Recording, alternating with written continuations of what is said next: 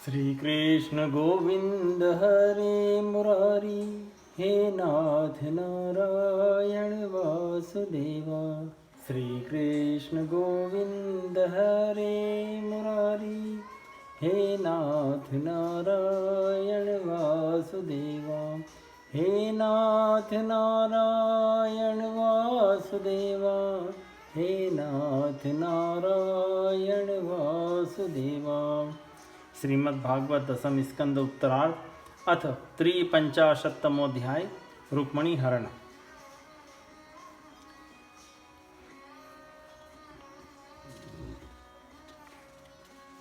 श्रीशुकुवाच वैदर्भ्यास्तु सन्देशं निशम्य यदुनन्दनः प्रगह्य पाणिना पाणिं प्रहसिन्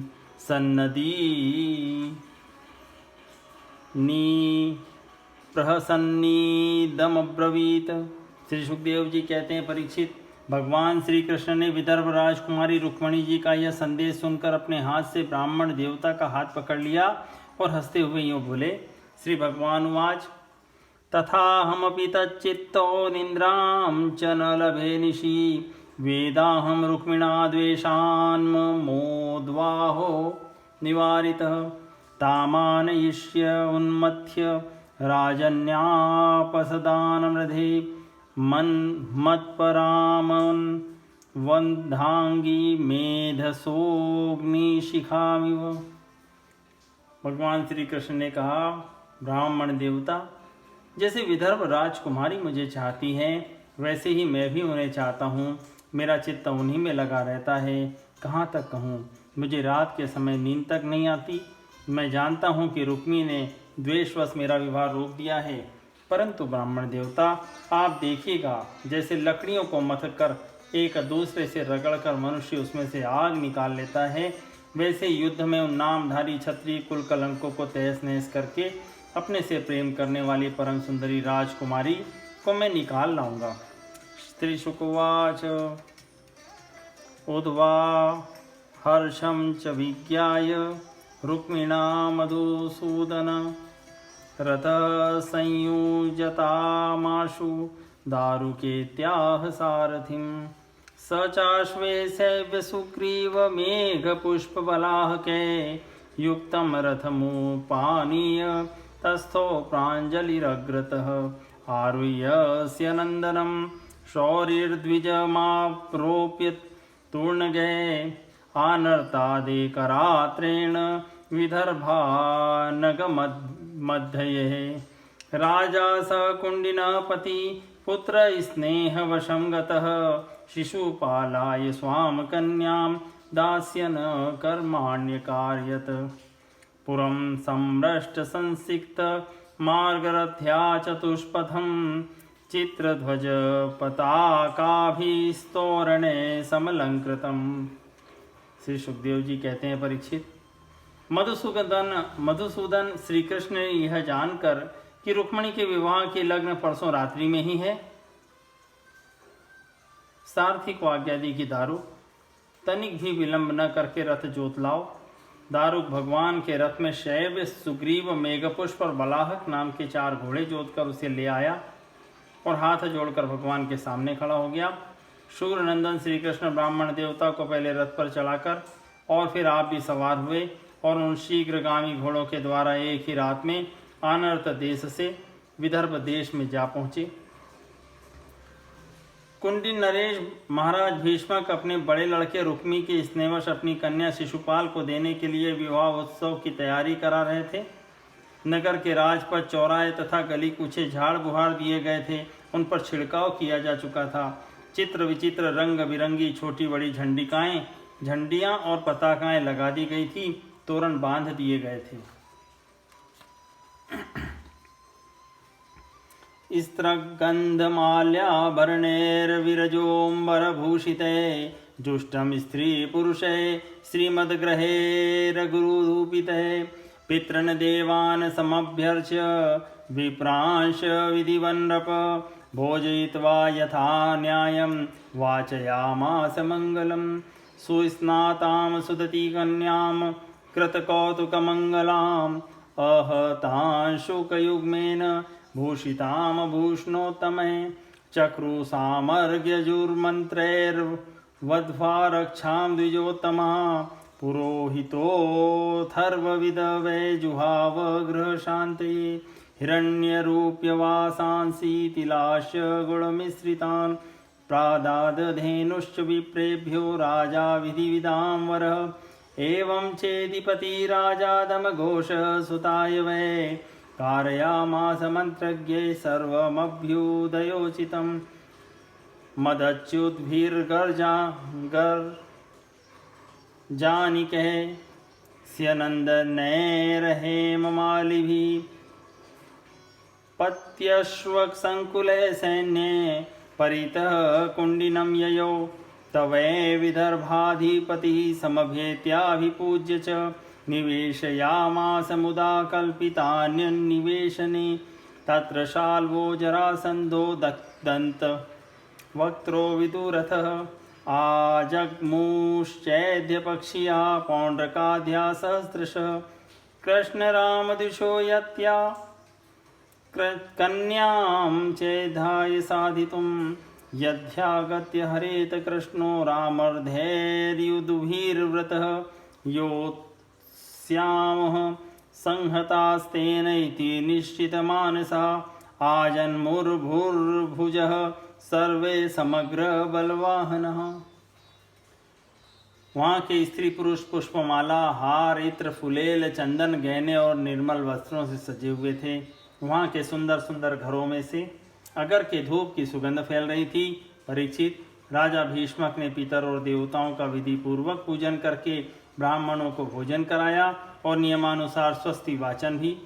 सुशोभित दांतों वाली परम सुंदरी राजकुमारी रुक्मिणी जी को स्नान कराया गया। उनके हाथों में मंगलसूत्र, कंकण पहनाए गए, कोहबर बनाया गया। दो नए नए वस्त्र उन्हें पहनाए गए और वे उत्तम उत्तम आभूषणों से विभूषित की गई।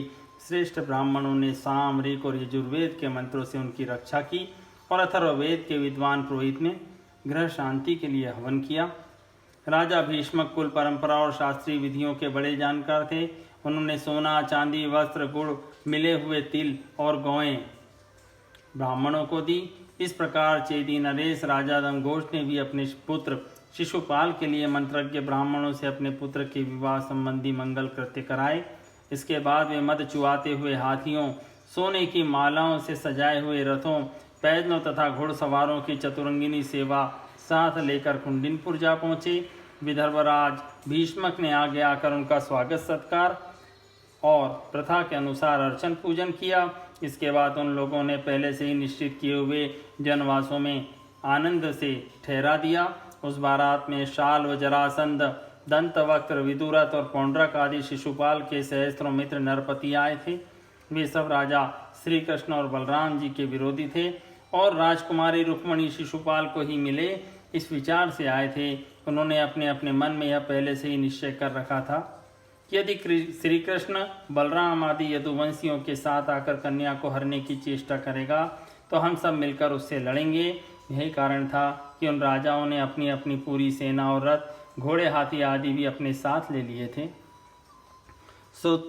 श्रुत्वै तद भगवान रामो विपक्षी नृपोद्यमं कृष्णं चैकं गतं हर्तुं कन्या कलह शंकितः बलेन महता सार्धं भ्रातृस्नेह परिलुप्तः त्वरितः कुंडिनं प्रागाद गजाश्वरथपत्तिभिः भीष्मकन्यावरारोहा काङ्क्षत्यागमनं हरे प्रत्यापत्तिमपश्यन्ति द्विजस्याचिन्तयत्तदा अहो त्रियामान्तरित उद्वाहो मेल्पराधसः नागच्छत्यविन्दाक्षो नाहं वेदं यत्र कारणं सोऽपि नावर्ततेऽध्यापि मत्सन्देशहरो द्विज अपि मय्यनवध्यात्मा दृष्ट्वा किञ्चिजुगुप्सितम्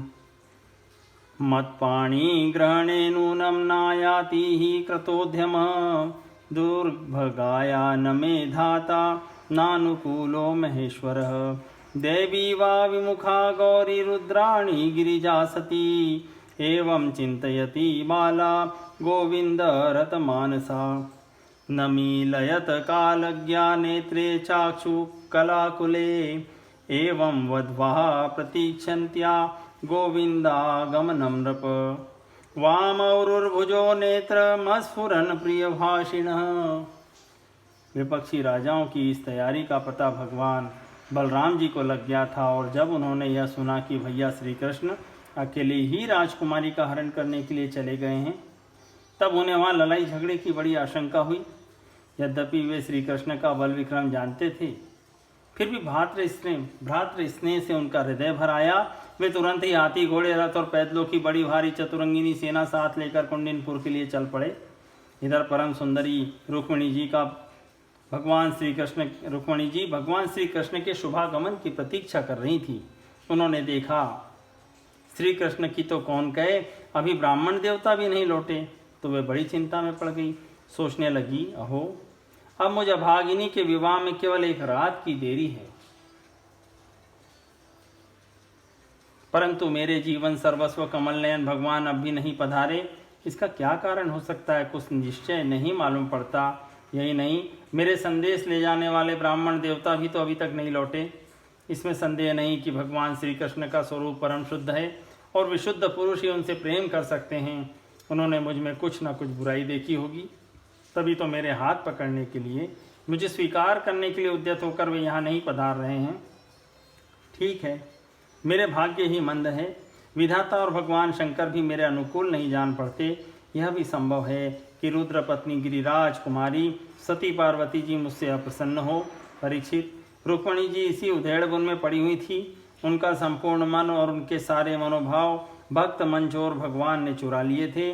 उन्होंने उन्हीं को सोचते सोचते अभी समय है, ऐसा समझकर अपने आंसू भरे नेत्र बंद कर लिए। परीक्षित, इस प्रकार रुक्मिणी जी भगवान श्री कृष्ण के शुभागमन की प्रतीक्षा कर रही थी। उसी समय उनकी बाईं जांग, भुजा और नेत्र फड़कने लगे, जो प्रियतम के आगमन का प्रिय संवाद सूचित कर रहे थे। अतः कृष्ण विनिर्दिष्ट स एव द्विज सत्तमः अंतःपुरचरीं देवीं राजपुत्रीं ददर्शः सातं प्रहष्टवदनम् अव्यग्रात्मगतिं सती आलक्ष्य लक्षणाभिज्ञा समपृच्छच्छुचिस्मिता तस्या वेदयत प्राप्तं संशंसस यदुनन्दनम् उक्तं च सत्यवचनमात्मोपनयनं प्रति तमागतं समाज्ञाय वैदर्भीरष्टमानसा न पश्यन्ति ब्राह्मणाय मन्त्रमन्यन्यनाम सा प्राप्तो श्रुत्वा स्वदुहितुरुद्वाह प्रेक्षकोत्सुको अभ्ययातोर्यघोषेण रामकृष्णो समर्हणे मधुपर्कमुल्पानीय वासांसि विरजांसि सह उपयन्नान्यभीष्टानि विधिवत समपूजयत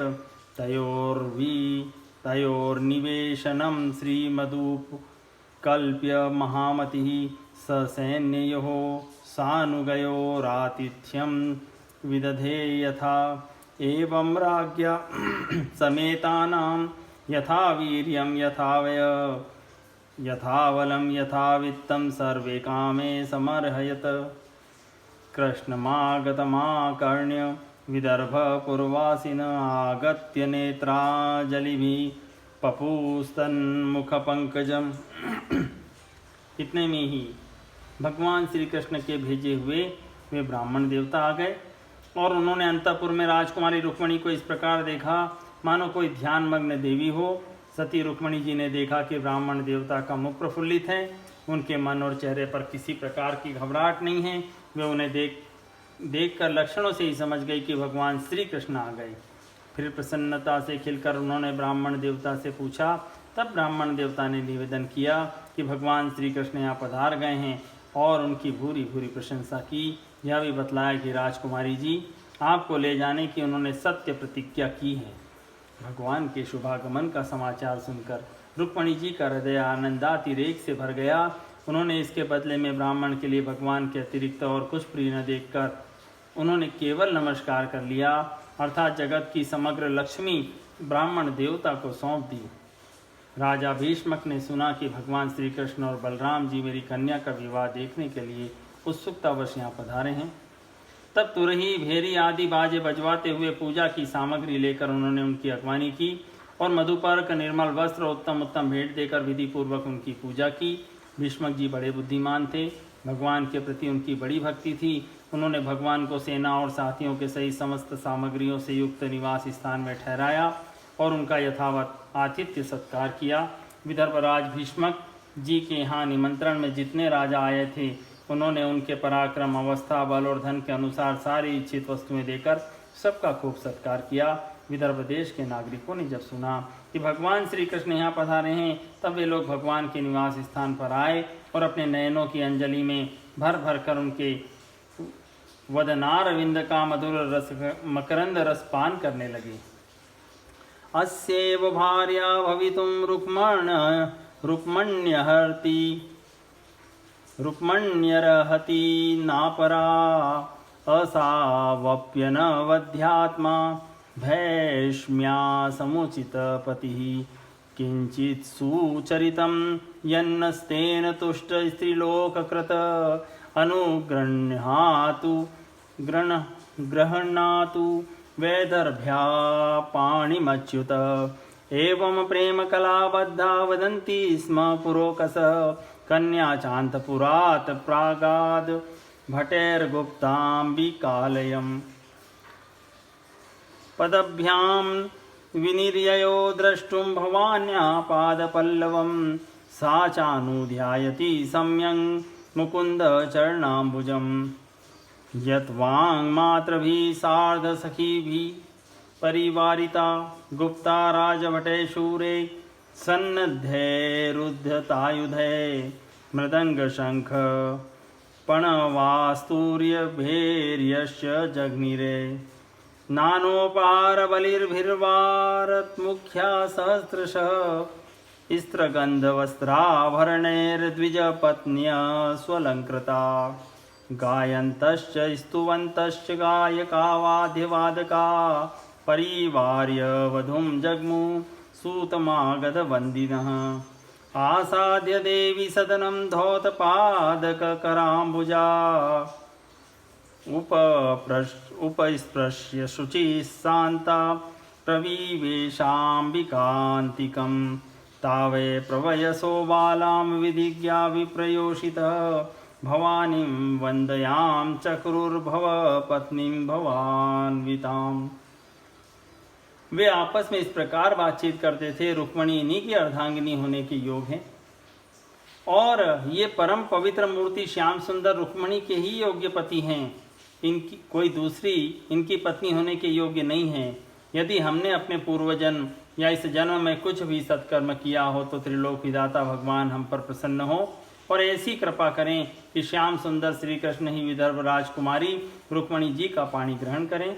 परीक्षित, जिस समय प्रेम परवश होकर पूर्ववासी लोग परस्पर इस प्रकार बातचीत कर रहे थे, उसी समय रुक्मणी जी अंतःपुर से निकलकर देवी जी के मंदिर के लिए चली। बहुत से सैनिक उनकी रक्षा में नियुक्त थे। वे प्रेम मूर्ति श्री कृष्णचंद्र के चरण कमलों का चिंतन करती हुई भगवती भवानी के पाद पल्लवों का दर्शन करने के लिए पैदल ही चली। वे स्वयं मौन थी और माताएं तथा सखी सहेलियां सब ओर से उन्हें घेरे हुए थी। शूरवीर राज सैनिक हाथों में अस्त्र शस्त्र उठाए कवच पहने उनकी रक्षा कर रहे थे। उस समय मृदंग, शंख, ढोल, तोरई और भेरी आदि बाजे बज रहे थे। बहुत सी ब्राह्मण पत्नियां पुष्पमाला, चंदन आदि सुगंध द्रव्य और गहने कपड़ों से सज धज कर साथ चल रही थी और अनेकों प्रकार के उपहार तथा पूजन आदि की सामग्री लेकर सहस्त्रों श्रेष्ठ वारंगनाएं भी साथ थी। गवैये गाते जाते थे, बाजे वाले बाजे बजाते चलते थे और सूत मागत तथा वंदीजन दुल्हन के चारों ओर जय जयकार करते विरत बखानते जा रहे थे। देवी जी के मंदिर में पहुंचकर रुक्मणी जी ने अपने कमल के सदृश सुकोमल हाथ पैर धोए, आचमन किया। इसके बाद बाहर भीतर से पवित्र एवं शांत भाव से युक्त होकर अंबिका देवी के मंदिर में प्रवेश किया। बहुत सी विधि विधान जानने वाली बड़ी बूढ़ी ब्राह्मणियां उनके साथ थी। उन्होंने भगवान शंकर की अर्धांगिनी भवानी को और भगवान शंकर जी को भी रुक्मणी जी से प्रणाम करवाया। नमस्ते त्वांबिके भीक्षणं स्वसंतानयुता शिवां भूयात् पतिर्मे भगवान् कृष्णस्तदनुमोदताम् अद्भिर्गन्धाक्षतैर्धूपैर्वासस्त्रङ्गमाल्यभूषणे नानोपहारबलिभिः प्रदीपावलिभिः पृथक् विप्रस्त्रियपतिमतिस्तथा ते समपूजयत् लवणापूपताम्बूलकण्ठसूत्रफलैर्क्षुभिः तस्यै स्त्रियस्ता प्रददु शेषां युयुजुराशिष ताभ्यो देवे नमश्चक्रे शेषां च जग्रहे वधू मुनिव्रतमथ त्यक्त्वा निश्चक्रां माम्बिकाग्रहात् पग्रह्य पाणिना भृत्यां रत्नमुद्रोपशोभिना तां देवमायामिव वीरमोहिनीं सुमध्यमां कुण्डलमण्डिताननां श्यामां नितम्बार्पितरत्नमेखलां व्यञ्जस्तनिं कुन्तलशङ्किते क्षणां शुचिस्मितां बिम्बफलाधरद्युति शोणायमान द्विजकुन्दकुडम्मलां पदाचलन्ति कलहंसगामिनीं शिञ्जत्कलानुपुरधाम शोभिना विलोक्य वीरा मुमुः समागता यशस्विनस्तत्कृतर्हस्यार्दितः। रुक्मणी जी ने भगवती से प्रार्थना की, अंबिका माता, आपकी गोद में बैठे हुए आपके प्रिय पुत्र गणेश जी को तथा आपको मैं बार बार नमस्कार करती हूँ। आप ऐसा आशीर्वाद दीजिए कि मेरी अभिलाषा पूर्ण हो, भगवान श्री कृष्ण ही मेरे पति हों। इसके बाद रुक्मणी जी ने जल, गंध, अक्षत, धूप, वस्त्र, पुष्पमाला, हार, आभूषण, अनेकों प्रकार के नैवेद्य, भेंट और आरती आदि की सामग्रियों से अंबिका देवी की पूजा की। तदनंतर उक्त सामग्रियों से तथा नमक, कुआ, पान, कंठ सूत्र, फल और ईख से सुहागिन ब्राह्मणियों की भी पूजा की। तब ब्राह्मणियों ने उन्हें प्रसाद देकर आशीर्वाद दिए और दुल्हन ने ब्राह्मणी और माता अंबिका को नमस्कार करके प्रसाद ग्रहण किया। पूजा अर्चा की विधि समाप्त हो जाने पर उन्होंने मौन व्रत तोड़ दिया और रत्न जटित अंगूठी से जगमगाते हुए कर कमल के द्वारा एक सहेली का हाथ पकड़कर वे गिरजा मंदिर से बाहर निकली। परीक्षित, रुक्मणी जी भगवान की माया के समान ही बड़े बड़े धीर वीरों को भी मोहित कर लेने वाली थी। उनका कटिभाग बहुत ही सुंदर और पतला था। मुखमंडल पर कुंडलों की शोभा जगमगा रही थी। वे किशोर और तरुण अवस्था की संधि में स्थित थी। नितंब पर जड़ाऊ करधनी शोभायमान हो रही थी। वक्षस्थल कुछ उभरे हुए थे और उनकी दृष्टि लटकती हुई अलकों के कारण कुछ चंचल हो रही थी। उनके होठों पर मनोहर मुस्कान थी। उनके दांतों की पांत थी तो कुंदकली के समान परम उज्ज्वल, परंतु पके हुए कुंदरू के समान लाल लाल होठों की चमक से उस पर भी लालिमा आ गई थी। उनके पाँवों के पायजेब चमक रहे थे और उनमें लगे हुए छोटे छोटे घुंघरू रुनझुन कर रहे थे। वे अपने सुकुमार चरण कमलों से पैदल ही राजहंस की गति से चल रही थी। उनकी वह पूर्व छवि देखकर वहां आए हुए बड़े बड़े यशस्वी वीर सब मोहित हो गए। कामदेव ने ही भगवान का कार्य सिद्ध करने के लिए अपने बाणों से उनका हृदय जर्जर कर दिया। या वीक्षते नप तयस्तदुदरारहास वीणावलोकरत चेतस उज्ज्वितास्त्राः पेतोचितो गजरथाश्वगता विमूढा यात्राच्छलेन हरेर्पयतिं स्वशोभां सैवशनेश्चलयति चलपद्मकोशो प्राप्तिं तदा भगवतः प्रसमीक्षमाणा उत्सार्य वामकरजैरलकान् पाङ्गे प्राप्तान् ह्रियेच्छत् नृपान् दद्रशे च्युतं सा तां राजकन्यां रथमारुरुक्षतिं जहार कृष्णो द्विषतां समीक्षताम् रथं समारोप्य सुपर्णलक्षणं राजन्यचक्रं परिभूय माधवः ततो ययो रामपुरोगमेशने सृगालमध्यादिवभागरद्धरी तं मानिनः स्वाविभवं यशच्छयं परे जरासन्धवशा न सेहिरे अहोधिगस्मान यशात् धन्वनाम गोपेरतं केसरिणाम मृगैरिव। रुक्मिणी जी इस प्रकार इस उत्सव यात्रा के बहाने मंद मंद गति से चलकर भगवान श्री कृष्ण पर अपना राशि सौंदर्य निछावर कर रही थी। उन्हें देखकर उनकी खुली हुई मुस्कान तथा लजीली चितवन पर अपना चित्त लुटाकर वे बड़े बड़े नरपति एवं वीर इतने मोहित और बेहोश हो गए कि उनके हाथों से अस्त्र शस्त्र छूट कर गिर पड़े और वे स्वयं भी रथ हाथी तथा घोड़ों से धरती पर आ गिरे। इस प्रकार रुक्मिणी जी भगवान श्री कृष्ण के शुभागमन की प्रतीक्षा करती हुई अपने कमल की कली के समान सुकुमार चरणों को बहुत ही धीरे धीरे आगे बढ़ा रही थी। उन्होंने अपने बाएं पैर की उंगलियों से मुख की ओर लटकती हुई अलकें हटाई।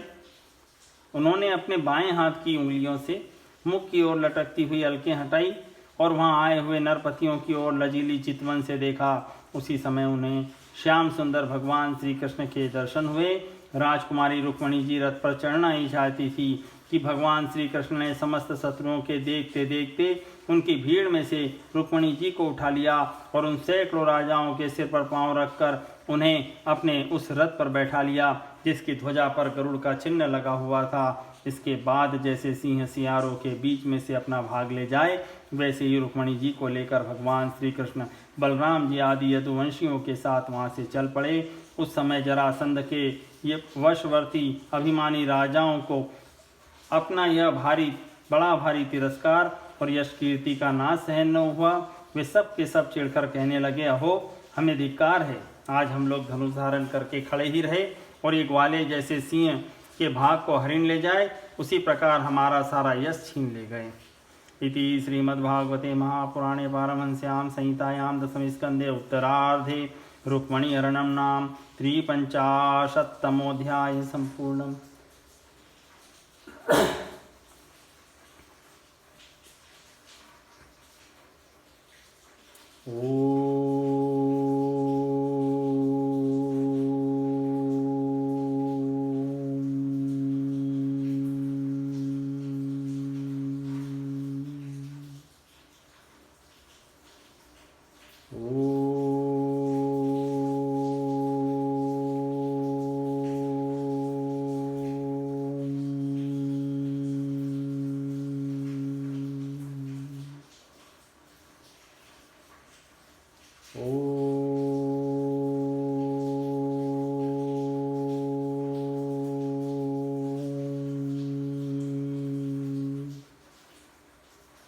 श्री कृष्ण गोविंद हरे मुरारी हे नाथ नारायण वासुदेवा। श्री कृष्ण गोविंद हरे मुरारी हे नाथ नारायण वासुदेवा। हे नाथ नारायण वासुदेवा। हे नाथ नारायण वासुदेवा।